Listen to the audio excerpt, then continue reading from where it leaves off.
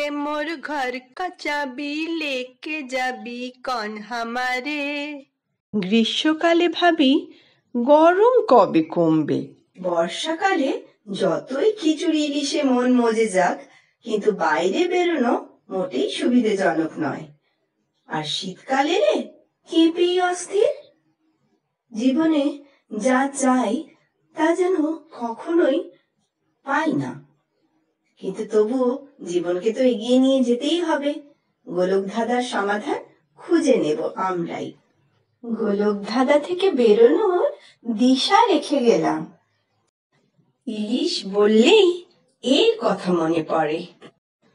ভারতবর্ষের কোনো এক বিশেষ অঞ্চলে এই গাছের পাতা নিত্য ব্যবহৃত হয়।